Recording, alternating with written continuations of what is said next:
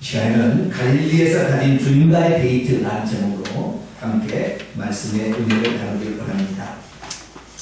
하나님께서는 저와 여러분을 사랑하십니다. 저와 여러분을 사랑하시기 때문에 하나님께서는 우리를 위하여 오늘도 좋은 것을 예비하고 있습니다. 하늘의 신령한 복과 땅에 기름진 모든 복이 저와 여러분의 것이 되기를 축원합니다. 오늘 말씀을 들어가기 전에 먼저 영상 하나를 보겠습니다. 한선교에서 만든 3분짜리 영상인데요. 어떤 목사님이 비행기 안에서 일어나는 사건을 말해주고 있습니다. 잠깐 영상을 보시고 말씀드리겠습니다.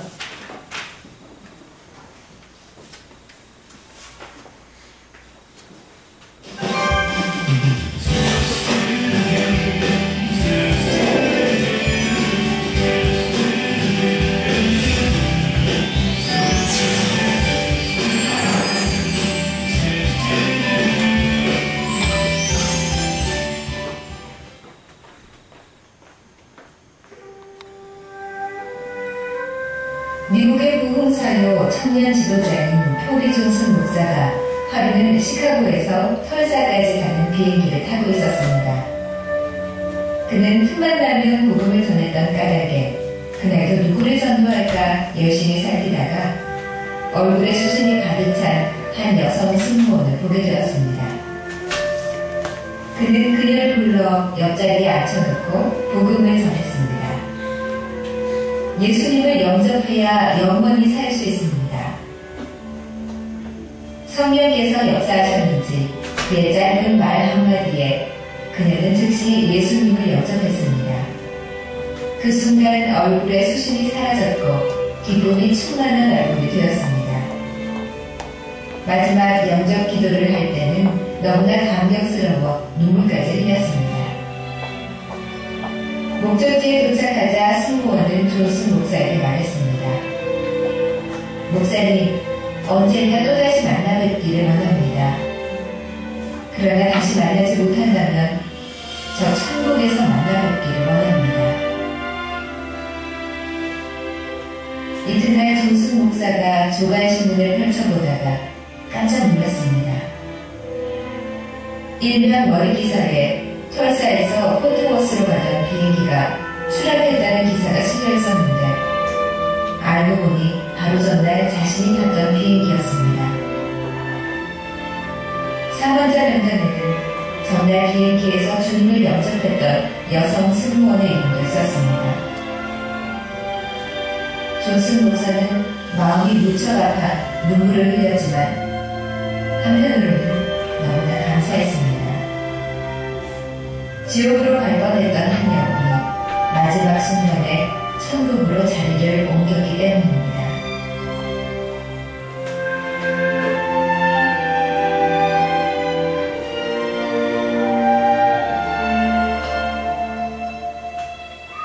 함께 기도합시다. 하나님, 오늘 내가 복음을 전해야 할, 나를 통해 복음을 들어야 할 사람은 누구입니까? 그 영혼에 대한 책임이 나에게 있음을 믿고 모른 척 지나치지 않게 하옵소서. 내가 전하는 복음의 짧은 한마디가 한 영혼의 생사를 갖고 있는 능력이 있음을 믿고 담대히 복음을 전하는 내가 되게 하옵소서.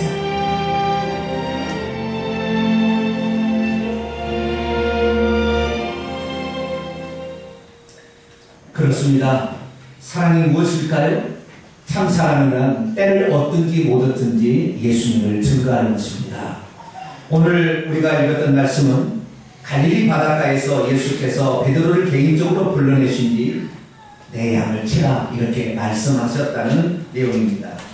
베드로는 어떻게 해서 주님의 양을 치라는 예수님의 말씀에 순종할 수 있었을까요? 양을 친다는 것은 양의 목자, 다시 말해서 사람들의 영적 아비가 된다는 말인데 자기 몸 하나 추스르기 어려웠던 베드로는 어떻게 되어서 목자가 되겠다고 그렇게 다짐할 수 있었을까요? 또한 주님께서는 그에게 양 한 마리 주면서 양을 치라고 한 것이 아니었습니다. 아무것도 없는데 양을 치라고 하시면 어떻게 한다는 말입니까? 베드로는 어떻게 해서 주님의 양을 치려고 그렇게 했던 것일까요? 오늘 우리에게도 이와 같은 상황이 주어진다면 여러분은 과연 어떻게 하시겠습니까? 나는 성경 말씀도 잘 모르는데 내가 어떻게 양을 칠 수 있겠습니까? 다른 사람들보다 많이 배우지도 못했는데 어떻게 사람들을 설득할 수 있겠습니까? 사람 앞에 서면 말문이 막혀서 그 다음 말이 생각이 나지 않는데 어떻게 내가 사람들을 전도할 수 있다는 말입니까? 나 예수 믿은 지 얼마 되지 않아서 예수님이 정말 어떤 분인지 잘 소개할 수 없는데 어떻게 나한테 양을 치라고 한다는 말입니까? 무엇보다도 뭔가 할 수 있도록 내게 손에 무엇인가를 쥐어주고 우리에게 하라 한다면 쉽게 할 수 있는데 우리에게 쥐어주는 것이 별로 없고 내가 느끼고 체험하는 것이 없는데 어떻게 복음을 전가하라 말씀하신다는 말입니까?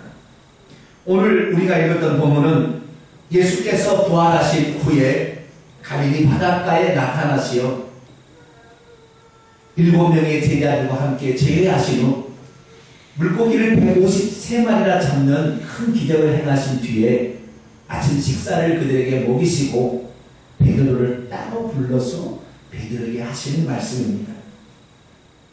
주님은 베드로를 따로 불러내셨습니다. 그들 둘만이 가져야 될 시간이 필요했기 때문입니다. 베드로는 사실 두려웠습니다. 어떻게 예수님이 없는 공동체를 내가 이끌어갈 수 있단 말인가? 그리고 그들의 안전을 내가 어떻게 보장할 수 있다는 말입니다. 그래서 그는 보다 더 안전한 피난처와 같은 자신의 고향으로 돌아와 지금 물고기를 잡고 있는데 주님께서 자기를 부른 것입니다. 주님께서는 베드로를 따로 부르신 뒤에 말씀하십니다. 요한의 아들 시몬아, 네가 아직도 나를 사랑하느냐? 예, 제가 주님을 사랑하는 줄을 주께서 아시나이다. 그러면 내 양을 너희에게 맡기노니 내 양을 치라. 이렇게 말씀하셨습니다. 연약하고 주눅이 들어있는 베드로에게 주님의 양떼를 맡기신다면 대체 어떻게 하라는 말입니까? 하루아침에 막 담대함이 생겨서 사람들의 양을 칠 수 있습니까? 막 성경 구절이 막 떠올라가지고 그들에게 할 말이 막 입에서 나오는 것입니까? 아니면 그의 손에서 막 능력의 불길이 막 솟아나와가지고 병든 자가 막 고쳐집니까? 어떻게 하라고 나에게 하나님의 양떼를 맡긴다고 말씀하는 것입니다. 내가 많이 배우기라도 했다면 뭔가 할 말이 있을 텐데 많이 배우지도 못했습니다. 고기를 잡는 일이라면 그래도 조금 할 수 있겠지만 사람이 낚는 일을 하라고 하시니 사람을 한 명도 주지도 않고 양떼를 치라 하시면 사람을 낚아서 그것을 쳐야 된다는 것인데 어떻게 낚는 법도 가르쳐 주지 않냐고 나에게 하라면 내가 과연 어떻게 할 수 있다는 말입니까?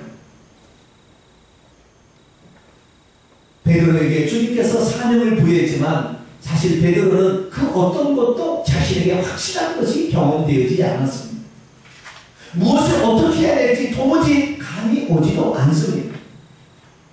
그는 아주 평범한 사람입니다. 그는 고기나 잡는 그런 무식한 사람에 불과한 것입니다. 그런데 어떻게 해서 주님의 양들을 찾아내고 그들을 구원하고 또 그들에게 먹이고 입히고 보호하고 지키라는 말입니까? 베드로는 생각합니다. 주님 잘못하셨어요. 좀 더 똑똑한 사람을 선택하시지. 왜 나같이 이렇게 연약하고 무식하고 두려워서 벌벌 떠는 나를 통하여 당신의 양떼를 치라 이렇게 말씀하십니까? 주님, 나 어떻게 할 수 없어요. 나 어떻게 하라는 말입니까? 그리고 머리를 감싸고 모래 그 바닷가에 자기 머리를 잡았습니다.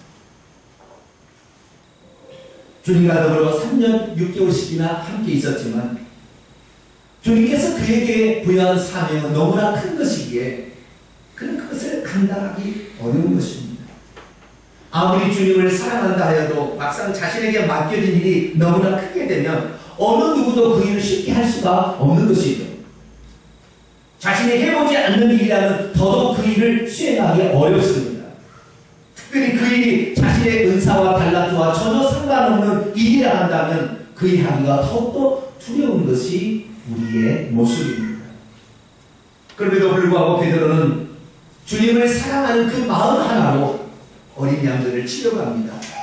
설령 어린 양들을 치료하다가 무슨 말씀이 떠오르지 못해서 버벅거린다 할지라도 내가 주님께서 내게 맡기신 일이니 내가 그것을 해보리라 그렇게 결단합니다. 내가 그 양떼를 치다가 저 무시무시한 종교 지도자들이 찾아와서 주님의 양떼를 해한다 할지라도 그래도 주의 말씀에 내가 한번 순종해 버리라. 내가 그들을 보호할 수 있는 보호장치가 아무것도 없지만 내가 주님의 말씀에 따라서 내가 주님을 사랑하기에 내가 양떼를 한번 쳐버리라 그렇게 결단하고 있는 것이죠. 예수님은 머리를 감싸고 모래사장에 자기의 머리를 쳐박고 있는 베드로를 지켜보고 있습니다.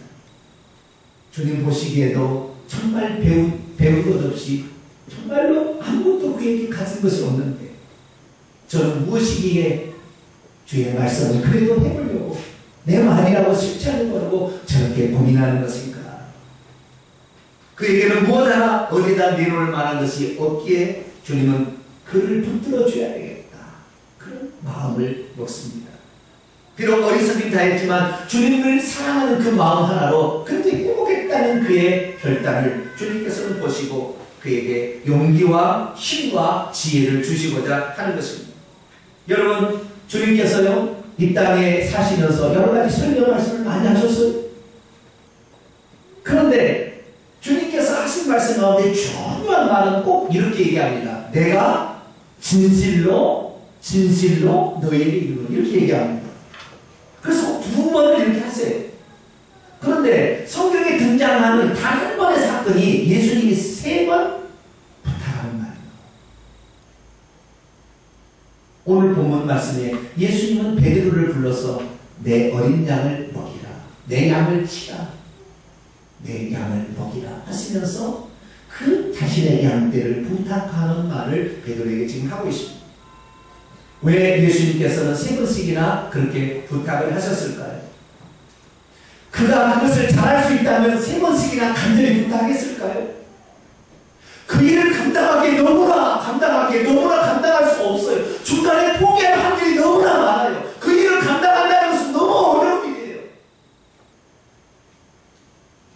그렇기 때문에 주님은 3번씩이나 넣고 해라.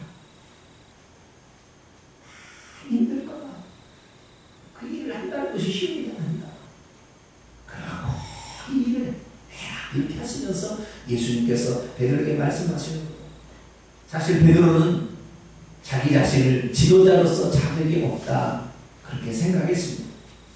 왜냐하면 모두가 다 주님을 버리고 도망치는 그날, 주님이 붙잡혀가는 그날 베드로도 어찌하든지 주님을 따라가려고 했습니다. 그런데 대제사장이 뜰에 있을 때에 그 대제사장의 여종 하나가 와서 그랬죠. 너도 예수님과 한패지. 너 같이 다니는 걸 내가 봤는데? 그랬더니 베드로가 말합니다. 나는 저 사람 모릅니다. 어떻게 내가 저 사람입니다. 나는 저 사람을 몰라요. 맹세하면서 그렇게 얘기했습니다. 그런데 다른 사람은 또 와서 얘기합니다. 당신의 말씨가 갈릴리 그 말씨와 똑같은데? 어떻게 하느라고 그래? 당신 맞지? 그러자 베드로는 말합니다. 내가 저 사람하고 아는 사람이라면 내가 저주를 받겠습니다. 나는 절대 모르고 3번씩이나 그렇게 부인하고 말았습니다. 베드로는 그때 어떻게 했어야 합니까? 정말 주님의 수제자고 주님의 정말 사랑과 은총과 특별한 은혜를 받았다고 한다면 그 순간에 나는 주님의 제자입니다. 나와 함께 나도 죽이시오. 나도 예수님과 같이 죽겠습니다. 이렇게 말했어야 했습니다. 그러나 그는 너무 비굴했습니다. 예수님을 대표하고 다음에 시대를 이끌어갈 지도자가 될 사람이 그 순간에 가장 비열한 모습으로 예수님을 모른다고 부인했고 저주하면서까지 예수님과 인연을 끊었습니다. 그런데 예수님께서 다시 그에게 나타나 부탁을 할 때 그는 나는 자격이 없습니다. 주님 왜 저보다도 더 의지가 굳고 머리도 좀 좋고 성경 지도를 많이 알고 누가 앞에 섰을 때 말을 좀 잘하고 이런 사람을 선택해서 제자를 시키고 양떼를 치라고 하고 나를 나쁘라고 하십니까? 그런 마음이 그에게 있었습니다. 그렇기 때문에 주님은 그의 상처를 싸매어 주시고 다른 사람이 전혀 알아듣지 못하더라도 그를 보내시면서 예수님은 베드로와 함께 갈릴리 바닷가를 걸어갑니다. 저 멀리서 물결이나 이 바닷가 물에 쌓이고 있습니다. 주님께서 앞장서 가는데 베드로는 같이 걸어갈 수가 없습니다. 나란히 걸어갈 수가 없습니다. 몇 발자국 뒤에 고개를 숙이며 따라가는 거죠. 주님은 뒤돌아서 베드로에게 말합니다. 베드로야, 네가 나에게 실수한 건 맞지만 그래도 나를 사랑하는 마음을 아직도 가지고 있느냐? 예전 같았으면 그렇죠! 나처럼 주님을 사랑하는 사람이 있으면 나오라고 그래요! 내처럼 주님을 사랑하는 사람 아무도 없어요! 막 이렇게 얘기했을 텐데 자신의 지난날의 과오를 생각하니까 그런 말을 못하는 거지. 주님이 아실 뿐입니다. 그렇게 대답할 수밖에 없었습니다. 수석사로서 자격이 없다고 그래서 고개 푹 숙이며 하는 그에게 베드로야, 네가 나를 사랑하는 마음 그거 하나 있다고 한다면 이 어려운 일도 할 수 있어 라고 하시면서 베드로의 어깨에 손을 얹으며 그를 위로하시고 격려해 주시고 계십니다. 베드로가 그때 마음의 상처가 바닷물에 씻기듯 조용히 씻겨나가고 있었죠. 베드로는 결단합니다. 내가 주님을 사랑하는 마음을 가지고 있기에 내가 주님의 양떼를 칠 만한 자격도 없고 능력도 없고 아무것도 없지만 내가 이것만큼은 내가 한번 생각해 보겠습니다. 그렇게 결단합니다. 그런데 어떻게 주님께서는 그에게 복을 주셨습니까? 주님께서는 그 순간 떨리는 그의 손과 흐르껴오는 그의 눈물에 눈물을 닦아주시면서 담대한 용기를 부어주셨습니다. 그리고 그가 진짜 복음을 증가할 그 순간에 어떻게 하셨습니까? 하나님께서는 예수 그리스도를 통하여 그에게 하늘의 지혜를 듬뿍 부어주셨습니다. 그가 세상에서 배운 것이 많지 않았기에 주님께서는 그가 하는 버벅거리는 말을 어떻게 저 스스로 할 수 있겠느냐? 내가 지혜를 부어주리라. 내가 하늘의 지혜를 부어주리라. 그래서 베드로는 사람들 앞에 복음을 증거할 때에 세상 사람들을 그 잘배운 그 어떤 사람보다도 그 순간에는 정말로 복음을 잘 증거해서 듣는 모든 사람들이 그 복음 앞에 자신의 죄를 회개하고 예수 믿기로 결단했다는 것이 아니겠습니까? 뿐만이 아닙니다. 그가 이제 예수 그리스도를 전도하여서 그를 따라오는 양떼들 앞에 섰을 때 다른 사람 같으면 뭐 몇 장 몇 절, 구약성경 몇 장 몇 절 이렇게 얘기할 수 있었겠지만 베드로는 그렇게 똑똑한 사람이 아닙니다. 그래서 그 앞에 설 때도 내가 저들에게 무슨 말을 할 것인가 걱정이 심히 앞섰지만 주님께서 양떼를 먹이라 하셨기에 하겠습니다 라고 선 순간 과거에 3년 반 동안 주님과 함께 그 순간에 주님이 하신 말씀이 떠오르는 거예요. 왜? 성령께서 그에게 지혜를 보여주기 때문에. 할렐루야. 그가 경험한 그의 말이 자기 입에서 나오는 것도 자기가 놀라는 거예요. 어떻게 내가 이런 말을 생각해서 얘기할 수 있는 것인가? 왜요? 베드로는 아무것도 모르기 때문에 그리고 너무나 그는 무식했기 때문에 주님께서 성령의 지혜를 부으시지 않으면 안 된다 이 말이에요. 그래서 이 예수 그리스도와 함께 나눴던 대화들을 이 베드로가 얘기한 걸 듣고 나니 성경책을 남긴 것이 아니겠습니까? 뿐만이 아닙니다. 그는 병든 자를 만나도 어떻게 치료할 만한 능력도 없었습니다. 그러나 그에게 치료할 능력이 없는데 병든 자가 있고 하나님이 사랑이시다는 것을 보여줘야 되고 예수 그리스도는 부활의 능력으로 사망을 정복했다는 걸 보여야 되는데 어떻게 할 수가 없습니다. 지식이라도 좀 좋은 설득해서 당신 이것이 이렇게 됐으니까 당신 예수 믿으면 당신 나아야 돼 이렇게 얘기할 수도 있겠지만 그런 것도 없어요. 그래서 그는 예수님만 의지합니다. 예수님 아니면 저는 이 병든 자 어떻게 할 수가 없어요. 내게 와봤자 내가 무슨 일을 할 수가 있겠습니까? 나는 고기잡이로 뼈가 굳어진 사람이지 사람을 살리는 의사가 아닙니다. 할렐루야. 성령이 하셔서 이렇게 나갑니다. 오늘 기도하고 성전에 올라가는데요. 나면서 안전벨이 된 자가 거기 있어요. 한 번도 걸어본 적이 없어요. 그 사람 나이가 40세는 있어요. 다시 걸을 수가 없어요. 그런데 성령님께서 그에게 힘을 주십니다. 너 저 사람을 거짓으로 이 예루살렘에 수많은 사람들이 저 사람이 거짓고 이 사람이 안진뱅이라는 사실을 다 알고 있는데 예수님이 살아계시다는 것이 이 현장에 드러내야 된다. 너 해라. 나는 능력이 없는데 내가 함께 할 것입니다. 성령이 감동으로 말합니다. 은과 금은 내게 없지만 내게 있는 예수 이름으로 나사렛 예수 이름으로 명령하노니 일어나 걸어라. 손을 잡고 탁 이렇게 세우니까 그 사람이 일어나는 겁니다. 할렐루야. 그 사람의 그 힘줄에 힘이 생기는 겁니다. 신경 파괴됐듯이 신경이 새로 생명돼서 연결돼가지고 움직이는 거예요. 할렐루야. 그래서 그 친구가 일어나서 한 발 두 발 가로보더니 뛰어서 성전에 들어가며 하나님을 찬양하게 되었습니다.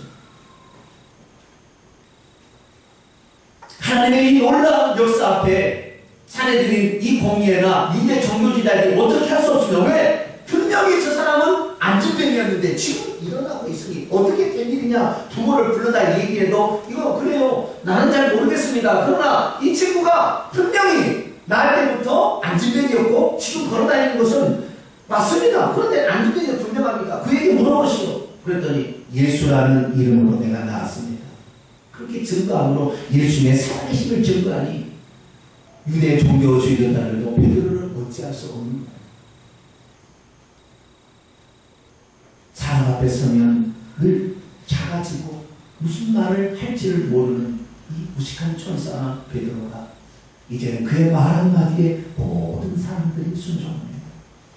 그에게 지금이 생긴 거예요. 그전에는 그런 사람이 아니었습니다. 그렇습니다. 주님을 사랑하면 나의 능력으로 무언가를 하는 것이 아닙니다. 성령께서 내 안에서 당신의 능력을 행사하는 것입니다. 주님 사랑하는 마음으로 일하면 내 능력은 아무것도 없어도 주님께서 그 능력의 한계를 초월하여 기적적인 역사로 일하시기 때문에 하나님께서 일하는 것을 눈으로 볼 수 있는 것입니다. 내가 상상치도 못한 능력, 그 능력이 예수 그리스도의 이름으로 나타나게 되는 것이죠. 그렇습니다. 우리들도 사실 베드로와 똑같은 자입니다. 우리들은 목회자들처럼 말씀을 많이 알고 있는 것도 아닙니다. 성경 말씀이 과연 어디에 기록되어 있는지 몇 장 몇 절에 기록되어 있는지 기억할 수도 없습니다. 그리고 세상의 지식이라도 많이 알고 있어도 공부를 많이 했다면 그 지식으로 전도할 수 있을 텐데 공부하는 것도 별만치 않기 때문에 전도할 때마다 항상 주눅드는 것이 우리의 모습입니다. 그런데 주님께서는 베드로에게 말씀하신 것처럼 내 양을 치라 말씀하시고 있습니다. 주여, 나 할 수 없습니다. 나 많이 배우지 못했습니다. 나 교회 다닌 지 얼마 되지도 않습니다. 어떻게 나에게 양을 치라 말씀하십니까? 우리도 그렇게 말씀 드릴 수 있습니다. 그러나 우리도 주님을 사랑하면 할 수 있습니다. 주님을 사랑하면 우리들도 사람을 낳는 어부가 될 수 있는 것입니다. 주님을 사랑하는 마음으로 가가면 그때부터 내가 못하기 때문에 성령이 도와주셔서 성령께서 그 일을 하시는 것입니다. 우리가 못한다고 주저앉을 것이 아니라 나는 주님 사랑하는 마음으로 오직 갈 뿐입니다. 성령께서 일하시옵소서 가게 되면 성령께서 일하실 줄로 믿습니다. 베드로는 고기는 잘 잡을 줄 있었는지 모르지만 사람을 낳는 것을 그는 할 수 없는 자였습니다.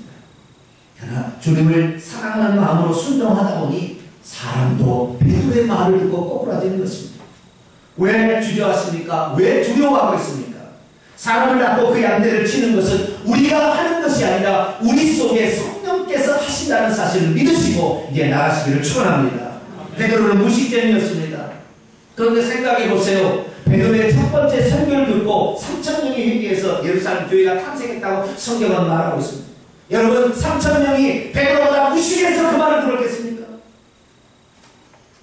그 3,000명 중에는 스데반이라는 사람도 있는데 스데반은 성경 구절 줄줄줄줄 암송했어요. 요한계시 그 사경에 읽어보세요.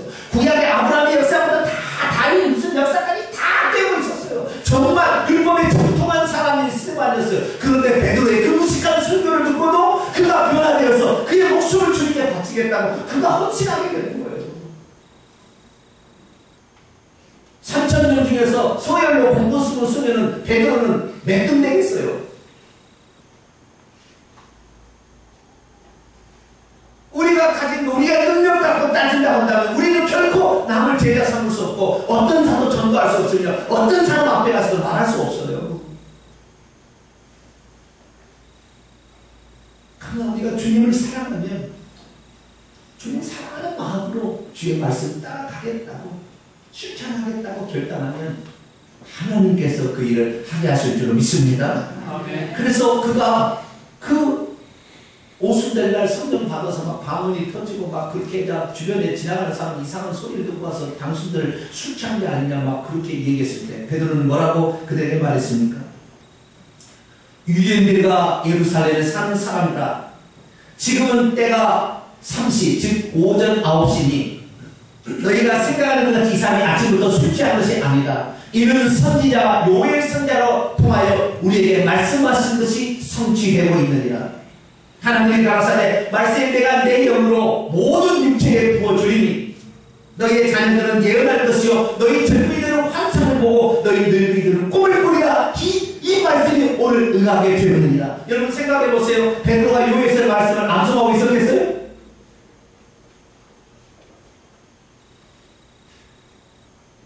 우리가 할 수 없으면 성령께서 그때에게 가르쳐주는 거예요. 할렐루야. 생각나게 하는 거예요. 그 사람에 대해 전혀 몰라도 그 사람의 애환이 뭐고 그 사람의 고민이 뭐고 그 사람이 어떤 부분을 터치해야 그 사람이 예수 믿을지를 성령께서 깨닫게 해주셔서 아는 거예요. 그 사람이 어떤 데 아프게 되면요 내가 전도하면 그 아픔이 내 아픔을 느껴져가지고요 당신 이게 아프지 않습니까? 이거 얘기해서 전도하는 사람이 얼마나 많아요.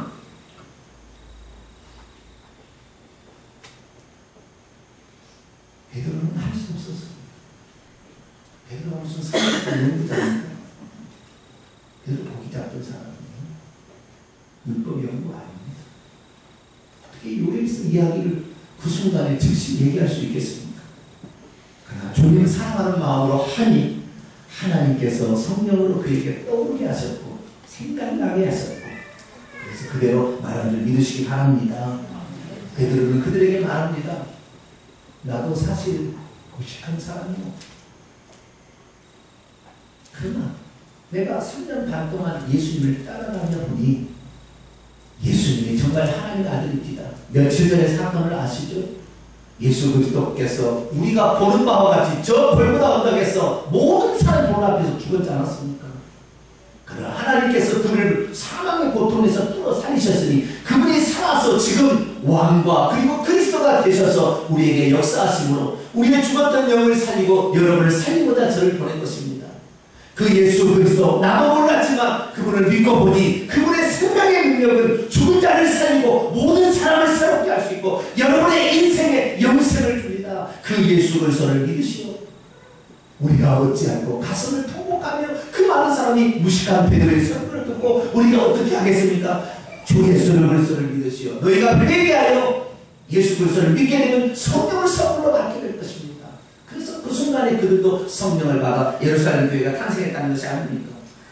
그렇습니다.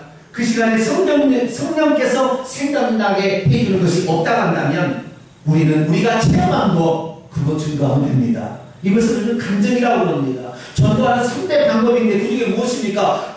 할 말이 없으면 내가 체험한 하나님을 증거하는 겁니다. 할렐루야. 내가 이렇게 체험했다는데 그게 뭐 논리가 필요합니까? 그게 무슨 설득력이 필요합니까?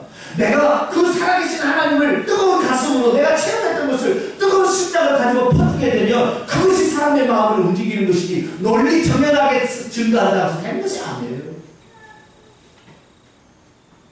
오늘도 주님을 사랑하는 마음이 있으면 감정도 사람을 바꾸는 놀라운 도구가 될 줄로 믿습니다. 어떤 사람 말합니다. 저는 많이 배우지 못했기에 나보다 공부 많이 하는 사람은 전도할 수 없어요.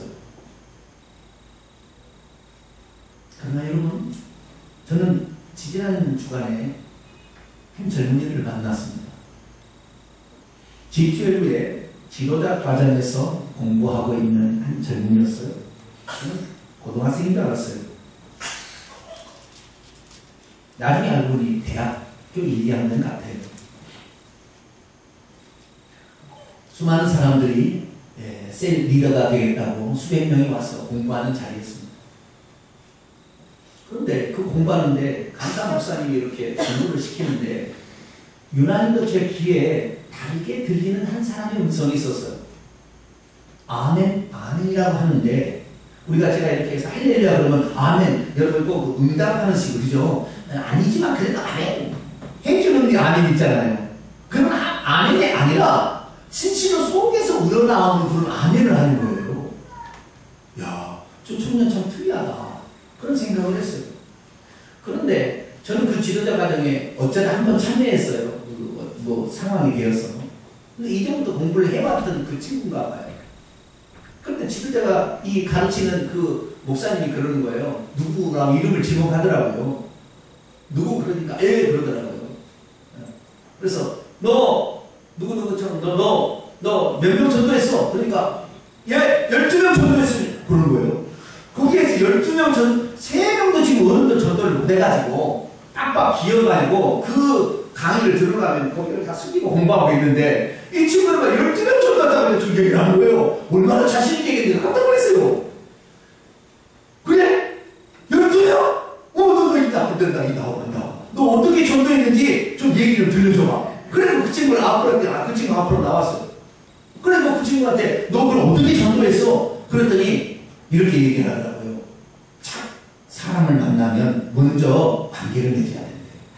그래서 빵도 사주고 뭐도 사주고 내 얘기를 할 때 도망가지 않을 정도까지 관계를 맺어야 된다는 거예요.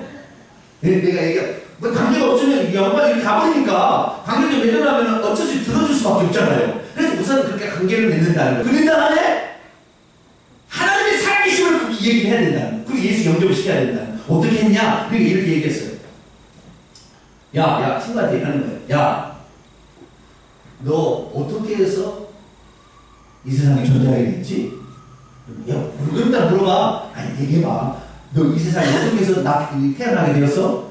엄마가 나와서 태어났지. 그래, 맞아. 그러면 네 엄마는 누가 낳았냐? 외할머니가 낳았겠지, 외할머니가.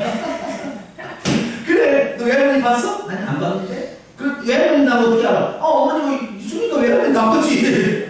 그럼 외할머니 누가 낳냐? 순조 외할머니가 낳았겠지. 그럼 계속 올라가면 나중에 그 꼭대기는 누구게? 크로마뇽인가? 네안데르탈인가? 호모사피엔스라고 하는가? 어떤 데는 원숭이라고 그러더라고. 야, 원숭이가 사람 된 거 맞냐? 원숭이가 사람이 됐으면 지금도 원숭이가 사람이 돼야지. 왜 지금 원숭이가 사람이 안 된대? 어쨌든 그렇다고 얘기하고 어떤 데는 코아셀베이트라고 얘기하기도 하고 무슨 아미노산이라고 아메바가 그렇게 좋다. 그러면 아메바가 사람이 되었다고 치자. 그럼 아메바는 어디서 나왔게? 그래, 아미노산에 나왔다. 아미노산은 어디서 나왔게? 야, 너 여기 시계 봐봐. 이 시계가 지금 여기에 있는데 누가 만들지 않았는데 시계 존재할 수 있어? 누가 만들었으니까 존재하잖아. 마찬가지야. 이 세상의 우주만물 사람을 맨 처음에 누가 지었냐면 신 하나님이 지은 거야. 하나님이 지었기 때문에 그 다음에 존재하게 된 거지. 그 낳고 존재하게 된 거지. 너는 지금 너를 지으신 그 원조, 그 창조주를 너는 지금까지 모르고 살았던 거야. 야, 중동에 가봐라. 석유 있냐 없냐? 석유 있지. 그 석유 어떻게 된 줄 알아? 글쎄, 석유라는 것은 동물이 신체가 한 번에 어떤 데 그냥 몰려가지고 엄청난 신체가 쌓여있는데 그 신체에 갑자기 지각변동으로 말미암아 속으로 들어가서 강한 압력이 주어지게 되면 그것이 수백 년을 흘러가지고 수천 년 흘러서 어떻게 돼요? 물이 되는 거예요. 그것이 석유잖아요. 어? 너 사람 하나 짜면은 석유 얼마나 나오게? 이게 그런데 지금 중동의 석유는 지금도 포도포도 또 나오잖아. 얼마나 많은 동물들의 신체가 그때 한 번에 몰살되었더라면 그 중동의 석유가 지금도 펄펄펄 나오는데 이 나오려면 얼마나 많은 시체가 죽어야 되냐. 성경에 보니까 노아 시대가 있었는데 그 노아 시대에 하나님께서 사람이 타락해서 죄가 많아서 이 인류를 쓸어버리고자 물로 심판해가지고 그 시체들이 둥둥 떠들어 한쪽에 몰려있을 때 지각변종이 나서 확 들어가가지고 그것이 지금까지 기름이 되어 우리가 쓰고 있는데, 자, 성경에다 하나님이 만들어 놓은 거야. 우리가 성경 이게 쓰게 되는 거 하나님께 감사해야 돼. 너 근데 하나님께 감사해 봤어? 아니, 나 감사 안 했는데. 야, 너를 지으신 하나님, 우리 인류가 살 수 있도록 성경을 만든 하나님께 감사 추구하는 거, 이것이 죄야.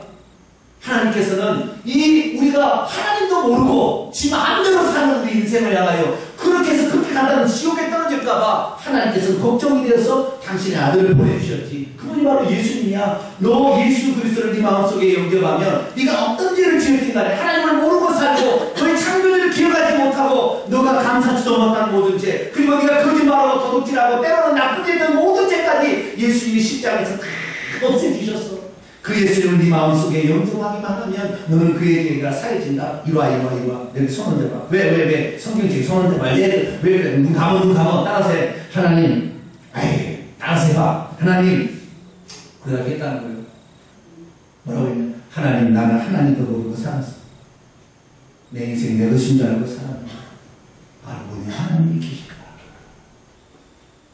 우리 죄 때문에 지옥 갈 것인데 우리 살리려고 아들 예수님을 보내서 십자가에 죽게 하셨으니 감사합니다. 이 예수님을 이제 마음속에 영접하여 나도 죄사함 받고 하나님 자녀가 되어 천국 가는 겁니다. 예수님의 이름으로 기도합니다. 영접을 그리도 시켜보자. 그냥 무조건 시켜야 돼. 너 지금 네 마음속에 누가 들어오라고 기도했냐? 모르겠는데 예수님이 들어오라고 기도했잖아. 예수님. 아, 그렇구나. 너 예수님이 네 안에 계시다. 너 그 예수님이 네 안에 생명으로 들어와 있는데 이 생명이 꺼지지 않게 하려면 이 예수님이 행복하게 해드려야 되고 이 예수님 말씀을 잘 따라서 가야 돼. 그 예수님을 따라서 가려면 하나님 말씀을 많이 읽어야 그 하나님 말씀을 알아야 되는 거야. 이제부터 너 매주마다 나와 한 번씩 나와서 하나님이 누군지 공부해보자. 그리고 얘기하는 그동안에 계속 빵을 얻어먹었기 때문에 어쩔 수 없이 와요. 그래가지고 그렇게 해서 12명을 만들었다는 거예요. 여러분, 이 사람이 이 청년이 말로 성경 몇 장 몇 절이라고 한 번도 얘기하지 않았어요. 여러분, 전도하는데 성경 몇 장 몇 절이 떠오릅니까? 안 떠오릅니까? 상관없어요. 자기가 알고 있는 지식을 하면 됩니다. 할렐루야. 자기가 알고 있는 지식 가운데서 설명하면은 하나님을 설명만 하면 그것이 그 하나님을 사랑하는 마음이기 때문에 예수님을 사랑하는 마음이기 때문에 사람들의 마음을 움직이더라는 거예요. 그래서 그 사람을 전도할 수 있다는 거죠. 여러분, 하나님의 말씀을 모른다고 전도 못한다고 말씀하지 마시고 나 주님 사랑하는 마음이 있으니 나 그대로 주님 말씀에 순종하겠습니다 하고 앞으로 갈 수 있기를 축원합니다. 주님을 사랑하는 마음이 있으면 우리가 할 수 있는 것입니다. 사랑하면 전할 수 있는 것입니다. 내가 예수 믿은 지 얼마 안 돼서도 예수 그리스도를 믿게 하고 양육 못한다면 양육 잘하는 지도자에게 맡겼다가 잘 양육하면 괴로우면 되는 거예요. 하나님께서는 당신을 사랑하는 자에게 모든 것을 주시겠다고 이미 약속하셨기 때문입니다. 성경 구절 하나 읽어볼까요? 로마서 8장 28절과 32절 말씀입니다. 같이 한번 읽어볼까요? 시작. 우리가 알거니와 하나님을 사랑하는 자 곧 그 뜻대로 부르심을 입은 자들에게는 모든 것이 합력하여 선을 이루느니라.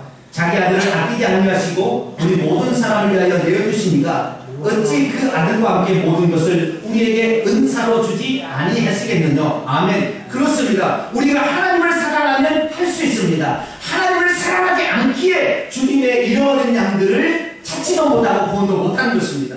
우리도 사랑하면 전도할 수 있습니다. 우리도 사랑하면 그들에게 무슨 말을 해야 될지 그 순간에 떠오르는 성령의 은혜를 받을 수가 있습니다. 그리고 우리가 주님을 사랑하며 그의 영혼이 주님을 사랑해 그의 마음을 녹이기 때문에 내가 버벅거리고 말을 한다 할때도 그 말이 그 삶 속에 들어가서 그 사람의 마음을 녹이고 그 사람이 예수 그리스도를 영접하게 하는 겁니다. 할렐루야. 내가 잘 가르친다고 하는 것이 아니라 사랑하는 마음이 있으면 자식은 그걸 아는 거예요.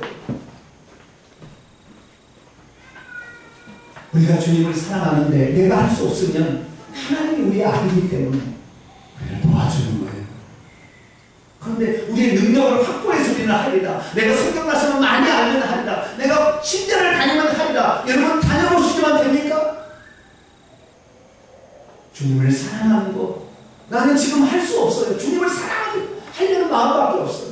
할 수 없어요. 그러나 주님을 사랑하는 마음 하나로 나아가면 주님께서 그 사람을 지혜롭게 만드시고 성령께서 깨닫게 하시고 입에 말을 넣어주시고 그 다음에 그의 마음을 움직일 수 있는 중요한 예화나 감정들을 들어서 내가 설명할 때 그의 마음이 열려지는 거예요.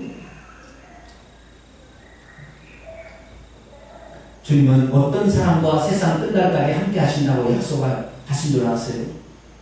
성경에 보니까 주님께서 끝까지 그와 함께 함으로 그의 삶 속에서 놀라운 하나님의 능력을 맛보게 할 사람이 조건이 있더라고요. 마태복음 28장 18절로 20절까지 말씀 한 번 더 읽어보십시오. 마태복음 28장 18절에서 20절까지 말씀입니다. 같이 한번 읽어보시죠. 시작.